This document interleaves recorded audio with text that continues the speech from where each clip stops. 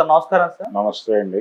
Sir Vijay దళపతి గారు party పెట్టబోతున్నారు, 2026 elections లో participate చేయబోతున్నారు అని ఆయన అనౌన్స్ చేయగానే చాలా మంది ఆయన అన్నా డిఎంకే పార్టీని రీప్లేస్ చేసే స్టాలిన్ కి ధీటైన ఒక నాయకుడు దొరుకుతారని చెప్పేసి చాలా మంది అనుకున్నారు సార్.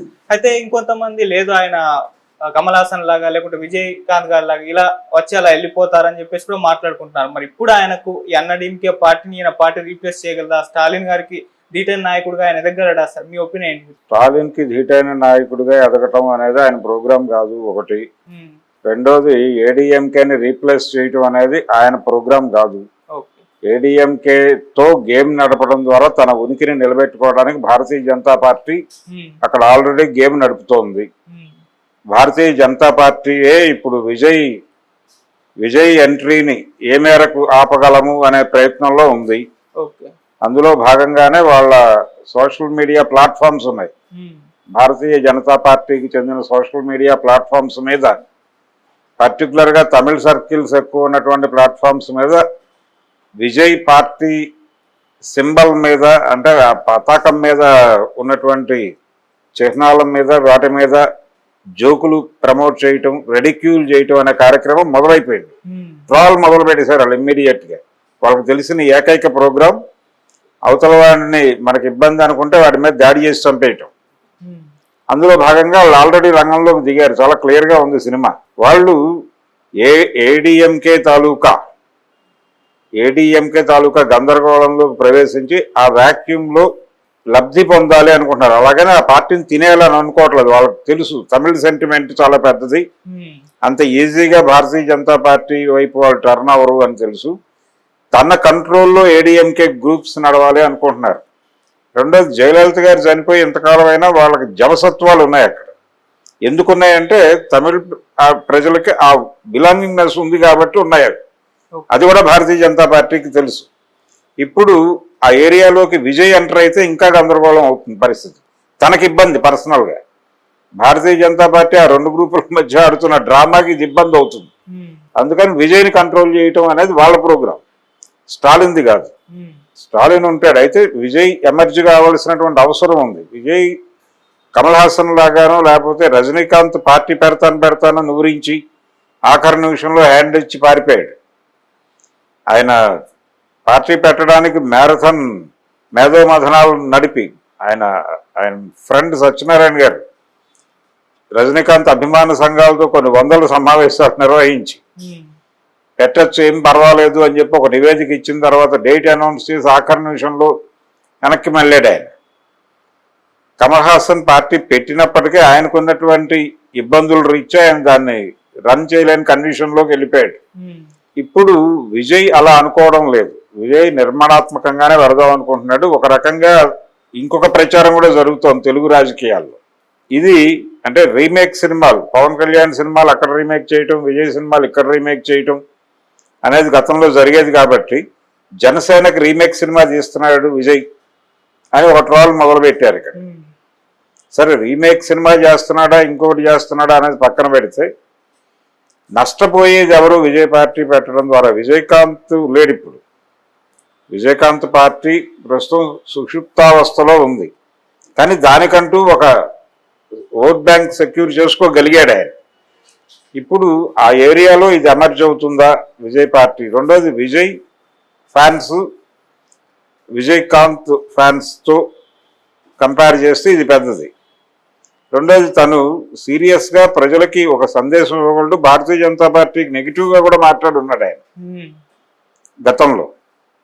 సో తమిళ్ సెంటిమెంట్ని టచ్ చేసి తమిళ రాజకీయాలకి తమిళ సినిమాకి ఉన్నటువంటి ఒక సంబంధం ఉంది. ద్రవిడ సిద్ధాంత ప్రాతిపదికన అది పెరియార్ రామస్వామి నుంచి పాదుగొలిపినటువంటి ఒక అభిప్రాయాలు.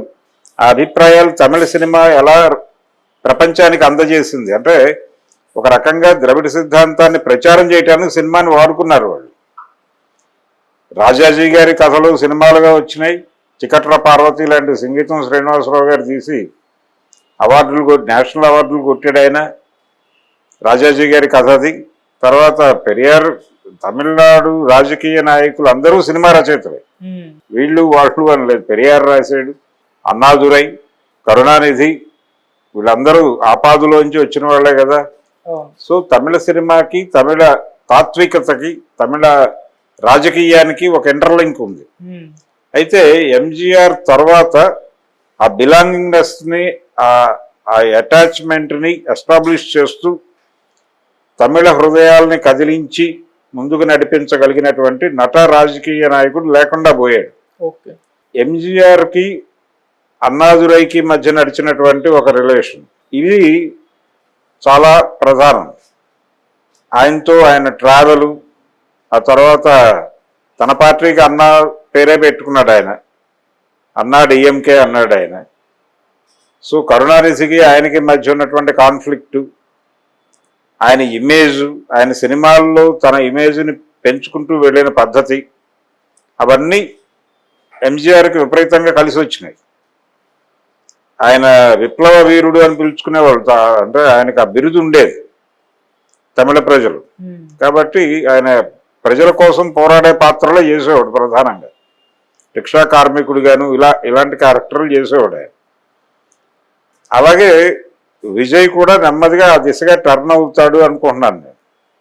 అంటే తన సినిమాల ద్వారా పబ్లిక్ ఇష్యూస్ ఆయన బలంగా డిస్కస్ చేసినటువంటి సందర్భాలు లేవు ఇప్పటిదాకా.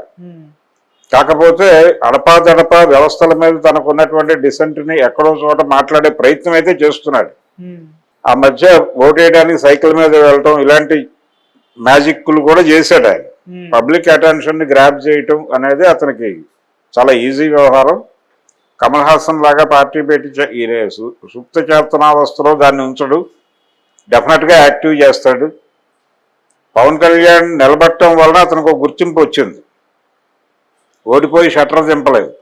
సో అదే స్టైల్లో ఇతను కూడా ఒక స్టేబుల్ లీడర్ అనేటువంటి ఒపీనియన్ ప్రజలకి కలిగించే పరిస్థితిలోనే కనిపిస్తున్నాడు. ఇది భయపెడుతోంది వాళ్ళని. అందుకని వ్యతిరేకమైన ట్రోలు, వ్యతిరేకమైన ప్రచారం విపరీతంగా చేస్తున్నారు విజయ్ మీద కేంద్రీకరించి.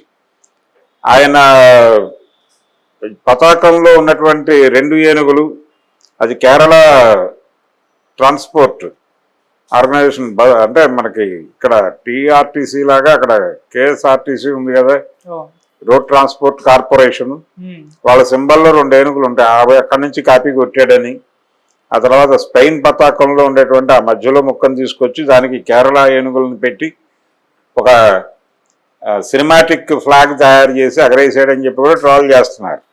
ఇలాంటి ట్రోల్స్ అన్నీ కూడా ఈయన చేసేది ఏమిటి, కమల్ హాసన్ చేసింది ఏమిటి, ఇతను చేసేది ఏమిటి అని ట్రోల్ చేస్తున్నారు. ఇలా ఈ మొత్తం వ్యవహారం వెనకాల ఇతను సీరియస్ పొలిటికల్ పార్టీని అమర్చి చేయబోతున్నాడు అనే భయం. ఆ రోజున ఎంజీఆర్ అలాగైతే తమిళ అంటే తన అభిమానుల్ని, ఓటర్లని అందరినీ కన్సాలిడేట్ చేసుకుని తన వెనక నడిపించాడు, అలా నడిపించగలిగినటువంటి సమర్థత ఉన్నటువంటి, ఓపిక ఉన్నటువంటి నాయకుడు విజయ్ అనేది కనుక ప్రూవ్ అయితే అతన్ని అడ్డుకోవటం ఇబ్బందిగా మారుతుంది. అతన్ని కంట్రోల్లోకి తీసుకోవడానికి మళ్ళీ ఏదో డ్రామా నడపాలి. కాబట్టి అసలు ప్రవేశమే ఆపితే ఎలా ఉంటుంది అన్న మూడ్లో వాళ్ళు ఉన్నారంటే ఇతని మీద కొంచెం సీరియస్గా ఫోకస్ ఉంది ఆ పార్టీ మీద. అందుకని ఆషామాషిగా ఉండదు ఆ పార్టీ, ఆషామాషిగా ఉండదు, కొంచెం సీరియస్ ఇంపాక్టే ఉంటుంది. అతను నిలబడతాడా చివరి వరకు, లేకపోతే వెళ్ళిపోయి ఎవరితోనైనా లాలూచి పడతాడా, అవన్నీ వేరే గొడవ. ఎంజి రామచంద్రన్ కాంగ్రెస్తో ఎక్కువ టైఅప్ అయి ఉండేవాడు అనేది కూడా ఆయన మీద ఒక విమర్శ ఉండేది. ఎన్టీఆర్ గారు మొదటి మహానాడుకు పిలిచి ఫెడరల్ ఫ్రంట్ పెట్టాలి అని మాట్లాడినప్పుడు వీళ్ళందరినీ పిలిచి కాంగ్రెసేతర రాష్ట్రాల ముఖ్యమంత్రులు, కాంగ్రెసేతర ప్రభుత్వాలు ఉన్నటువంటి అన్ని రాష్ట్రాల ముఖ్యమంత్రుల్ని పెట్టి ఆయన ఒక కాన్ఫరెన్స్ పెట్టాడు ఎన్టీఆర్.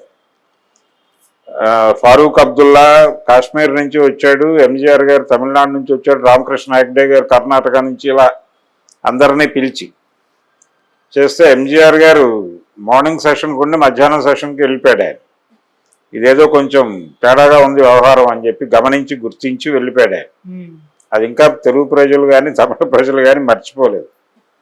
కాబట్టి ఈయన తర్వాత అలా అవుతాడా లేదా అనే విషయం పక్కన పెడితే ప్రస్తుతానికైతే భయం పుట్టించగలుగుతున్నాడు. అది అక్కడ వరకు సక్సెస్. అతని మీద ట్రోల్ ఏ రేంజ్లో జరుగుతోందో ఆ రేంజ్ లో అవతల వాళ్ళని భయపెట్టాడు అనే దానికి కొలమానం ట్రాలే. ఆ ట్రాల్ జరుగుతోంది కాబట్టి ప్రస్తుతం ఆయన సక్సెస్ఫుల్ డైరెక్షన్ లో వెళుతున్నాడు. Okay sir. అందుకని విజయ్ పార్టీ ఆషామాషి పార్టీ అయితే కాదు. Thank you so much sir. Thank you.